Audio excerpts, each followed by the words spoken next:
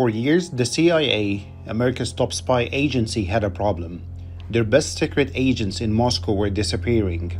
Some were arrested, some were executed, others simply vanished. Inside the CIA, panic spread. There had to be a traitor, someone on the inside, someone feeding names to the Russians. But who could it be? This wasn't just a small leak, this was a flood. That kind of betrayal that destroys decades of hard work, the kind of betrayal that cost lives. And here's the most chilling part. The traitor wasn't hiding in some dark ally or some secret base overseas. He was right there, inside the CIA headquarters, drinking coffee with his co-workers, attending meetings, laughing at office jokes, all while sending America's deepest secrets straight to the KGB. He lived a double life, one as a loyal CIA officer and another as one of the most dangerous moles in US history. His greed bought him a mansion, luxury cars, and millions of dollars, but it also bought death for the spies he betrayed. Tonight we tell the story of Aldrich Ames, the man who sold out America and nearly got away with it. This is Denzel, and welcome to the world of intrigue. Do not forget to subscribe in the channel and hit the like button for more secrets to get revealed. Aldrich Ames wasn't born a traitor. In fact, you could say he was born into the CIA. His father was one of their men working as an analyst. Spying wasn't just a job in his family, it was the family business. So in 1962, young Aldrich followed his father's footsteps.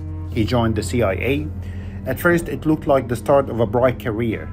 He wasn't trained, he learned Russian, and he got assigned overseas. Everything seemed normal. But here's the truth. Ames was not a star agent. He was clumsy. He drank too much. He did not always take his work seriously. His colleagues saw him as average, maybe even sloppy. But the CIA kept him around. He stayed in the system, quietly moving up the ladder. By the 1980s, Ames had spent over 20 years inside the agency. He had access to secrets most people could only dream of. But his personal life, it was falling apart. His first marriage collapsed. He was drinking heavily. And worst of all, money was tight. He had debts he couldn't escape. A man drowning in problems, but sitting on a mountain of classified information. And then in 1985, Aldrich Ames made the decision that would change history. He walked into the Soviet embassy in Washington, D.C., the home of America's greatest enemy during the Cold War. And there, face to face with the KGB, Ames made his offer. For just $50,000 in cash, he gave them his first secrets, and it was the start of a deal with the devil. Once Aldrich Ames opened that door in 1985, there was no turning back. The Soviets did not just pay him once, they poured money into his hands, millions of dollars over the years. And in return, Ames gave them the most dangerous gift of all: names. The names of almost every single CIA spy operating inside the Soviet Union. Men and women who risked everything to pass information to America, suddenly exposed. And the KGB moved fast. One by one, those agents were arrested. Some were thrown in prison, some were executed, others simply disappeared. For the CIA, it was like a nightmare. Years of work destroyed in weeks, decades of networks gone, and they had no idea who was behind it.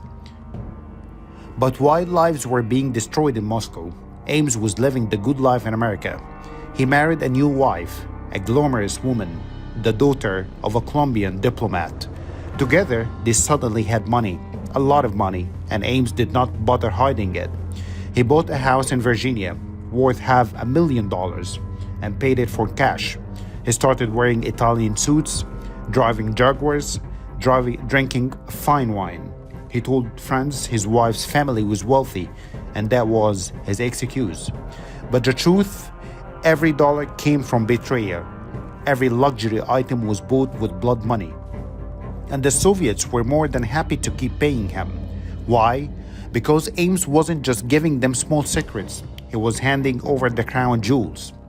He revealed double agents, he exposed entire CIA operations, he even leaked top secret US strategies for dealing with Moscow. By the late 1980s, Aldrich Ames wasn't just another spy. He had become one of the most successful and most dangerous moles in American history. But while he lived in luxury, cracks were starting to show. Because inside the CIA, people were starting to whisper something was wrong. By the late 1980s, the CIA knew something was terribly wrong. The spies in Moscow weren't just falling, they were vanishing. Too many, too fast, and it was impossible to ignore. There had to be a mole. Someone inside the CIA was betraying them. And so, the hunt began. Secret task forces were formed. Agents went through files looking for leaks. The FBI was brought in to help. They searched for patterns. They studied every officer with access to top secrets. But Aldrich Ames, he did not look suspicious. At least, not at first. He showed up to work. He acted casual. He smiled at coworkers. And remember, he was a long-time CIA man, trusted by many. In fact, here's the cruel twist. Ames was even asked to help search for the mall. That's right. The traitor himself was part of the investigation team hunting for him. But Ames wasn't perfect. And slowly, cracks began to show. He deposited huge sums of money into his bank account, far more than his government salary could ever explain. He paid for his house in cash. His spending was off the charts. Co-workers noticed his fancy suits, his expensive habits. Still, he had an answer ready. My wife's family has money. For years, that excuse kept suspicious away. But by the early 1990s, the CIA and FBI weren't buying it anymore. They put Ames under surveillance. His phones were trapped. His trash was searched. He was followed day and night. And little by little, the truth was uncovered. Receipts, bank statements, strange meetings, all of it pointed in one direction. The more they were hunting was Aldrich Ames. But by 1994, the FBI had everything they needed. The evidence was clear. Aldrich Ames wasn't just living beyond his means. He was the mole, the traitor, who had destroyed America's spy network in Moscow.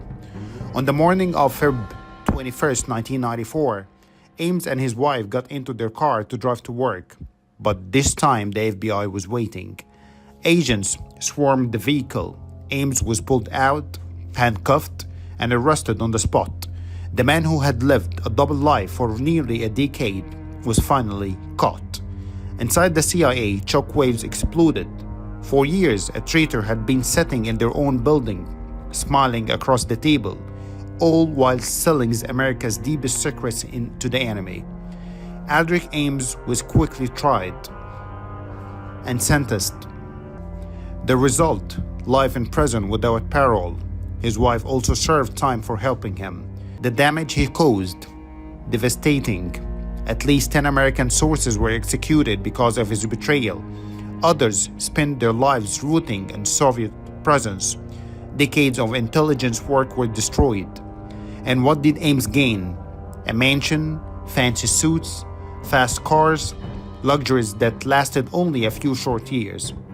Today he sits behind bars. No wealth, no power, no freedom, just a prison cell and the memory of the lives he traded for money. The story of Aldrich Ames is more than just a spy story. It's a warning that sometimes the greatest danger to a nation does not come from the outside, it comes from the inside.